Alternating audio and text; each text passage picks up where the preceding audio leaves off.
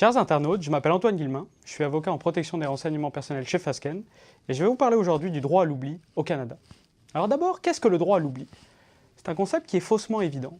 On désigne en fait deux situations, soit la possibilité de supprimer de l'information sur un site internet, le droit à l'effacement, et celle de désindexer de l'information sur un moteur de recherche, le droit au déréférencement. Bien que ces deux composantes concernent la réputation en ligne, elles n'ont pas les mêmes origines ni même les mêmes effets. Il est ainsi tout à fait possible que des renseignements personnels soient supprimés d'un site internet tout en continuant de générer un résultat sur un moteur de recherche, notamment par le biais de sites archivistiques tels que le Wayback Machine. Ensuite, d'où vient le droit à l'oubli?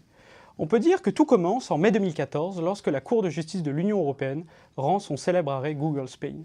Dans cette affaire, on reconnaît aux citoyens européens, sous certaines conditions, la possibilité d'obtenir des moteurs de recherche le déréférencement d'informations les concernant directement.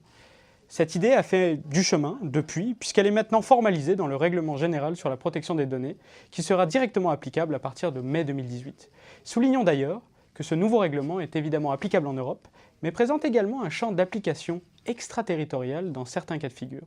Par exemple, si une entreprise canadienne sans établissement au sein de l'Union européenne offrait des biens ou des services, ou suivait le comportement de personnes se trouvant sur le territoire de l'Union, elle devrait se conformer à ce règlement. Au Canada, pendant ce temps, on se regarde, on se compare et on se questionne.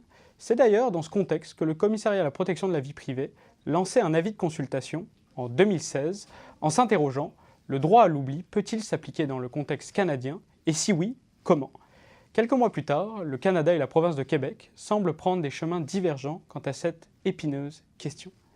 Au Québec donc, dans la décision CL contre BCF Avocat d'affaires de 2016, la Commission d'accès à l'information a considéré que le droit d'une personne de faire rectifier dans un dossier qui la concerne des renseignements inexacts, incomplets ou équivoques n'est pas de l'ordre du droit à l'oubli qui vise à effacer des informations des espaces publics, en ajoutant qu'il n'est même pas certain que ce droit reconnu en Europe le soit au Québec. Au Canada, de l'autre côté, dans un projet de position tout chaud, publié en fin janvier 2018, le Commissariat à la protection de la vie privée semble suggérer que PIPEDA, la loi fédérale en matière de protection des renseignements personnels, renfermerait déjà une forme de droit à l'oubli. Sans entrer dans trop de détails, notons ici que l'interprétation qui est faite des dispositions de PIPEDA est scabreuse et a déjà fait l'objet de nombreuses critiques. Le débat ne s'arrête pas là, puisque des récentes décisions de la Cour suprême du Canada et de la Cour fédérale touchent indirectement aux enjeux du droit à l'oubli.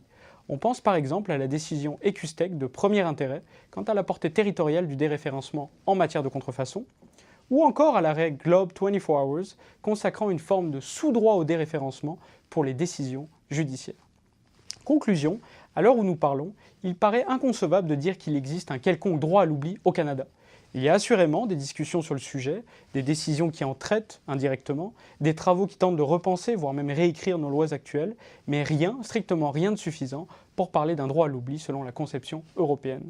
Plus avant, il me semble même que la décision de créer ou non un droit à l'oubli revient au législateur, car c'est un choix de société pour l'avenir dans lequel tous les Canadiens et Québécois devraient se reconnaître. Merci de votre attention.